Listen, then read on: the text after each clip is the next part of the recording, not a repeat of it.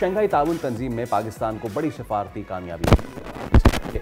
दहशतगर्दी के खिलाफ पाकिस्तान के मौक़िफ़ की तायद हुई है। बिल्कुल, और आलमी रहनुमाओं के इजलास में जाफर एक्सप्रेस खुजदार हमलों की भी मजम्मत की गई है और अलामिया जो SCO इजलास का जारी किया गया है उसमें हमले में जो खित्ते की अमन व इस्तेहकाम को मुतासर करने की साजिश उसे करार दिया गया है। दूसरी जानिब रुकन ममालिक दहशतगर्दी के खात्मे के लिए पाकिस्तान के साथ खड़े हैं।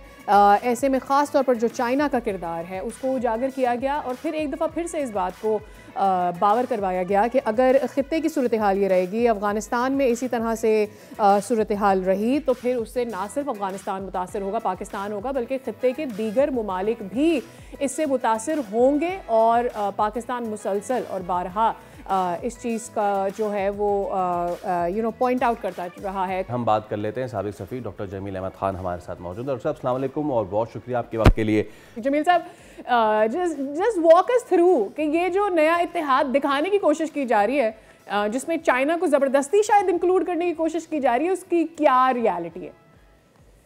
बेसिकली इत्तेहाद का ज़रूरत है और ना ही कोई उसका इशारा मिल सकता है। हाँ, अलबत्ता बायलैटरल रिलेशन रशिया के साथ इंडिया के हैं और रशिया को इस चीज़ का एहतमाल है कि तेल ख़रीदने की वजह से एक उस पर डोनाल्ड ट्रंप की तरफ से ज़्यादा दबाव आ गया। हालांकि उसके पस मंज़र में और बहुत सारी बातें हैं, वो टेलीफोन कॉल है, वो मामलात हैं जिस पे कि वो इंडिया मैना मानू के चक्कर में पड़ा हुआ है कि ट्रंप ने कोई मीडिएशन नहीं कराई, जंग बंद नहीं कराई, वो उसके मज़बरात हैं। लेकिन बहरहाल उसका इदराक रशिया को होगा, इसीलिए वो जो जेस्चर्स पुतिन साहब दे रहे थे उससे अंदाज़ा हो रहा था। और वो बायलैटरल रिलेशंस है, वो हक़ है हर मुल्क का चाहे हम रखें या वो इंडिया रखे उससे पर। लेकिन रहा सवाल कि चीन और रशिया और इंडिया का कि कोई मुआहदा होने जा लगा है, ऐसा कोई ना इशारा मिला है और ना उसकी ज़रूरत है, इसलिए कि SCO में वो तमाम अवामिल शामिल हैं जिसमें कि मेंबर ममालिक आपस में ट्रेड भी कर लें, आपस में अपना कोलाबरेशन भी करें।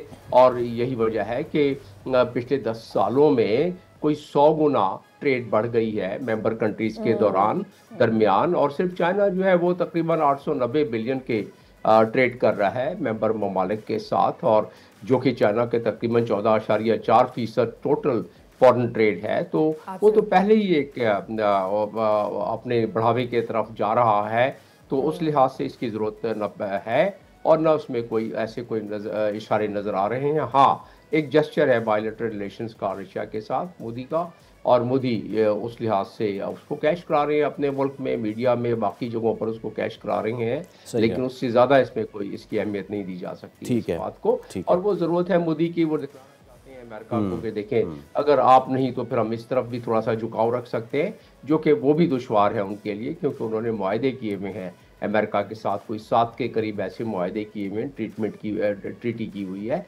जिससे आसानी से अगर वो निकलना भी चाहें तो नहीं निकल सकेंगे और ना ही इस स्टेज पर वो चाहेंगे कि निकलेंगे। जी, दैट्स इट। लेकिन अल्टीमेटली जिस तरह ये जो ग्लोबल साउथ ताकत और क़ुव्वत अपने आप में उसको खुद ब खुद नेचुरल तरीके से हासिल हो रही है। आपने देखा कि पुतिन की अपने तकरीर में उन्होंने क्या कहा कि किस तरह ग्लोबल साउथ का उन्होंने जिक्र किया, बैंकिंग सिस्टम का जिक्र किया, अपना जो है वो करेंसी के एक्सचेंज का कि किस तरह हम पेमेंट सिस्टम अपना करेंगे, हम किस तरह उस पेमेंट सिस्टम से निकलेंगे जो अमेरिका ने किया है। पुतिन ने यहाँ तक कह दिया कि ताकि डॉलर के जो जोर है वो ख़त्म हो, और ये चाह रहे हैं वो तकरीबन उस लिहाज से। और उसके साथ साथ जो आपस में चाइना ने खुद अनाउंस कर दिया अपनी फराख दिली के साथ कि 2 बिलियन युआन मैं देता हूँ अपने मेंबर कंट्रीज़ के लिए ताकि उनकी मदद की जा सके और उन पर खुशहाली पैदा हो, और 10 बिलियन वो जो SCO डेवलपमेंट बैंक का क़याम का फैसला हुआ है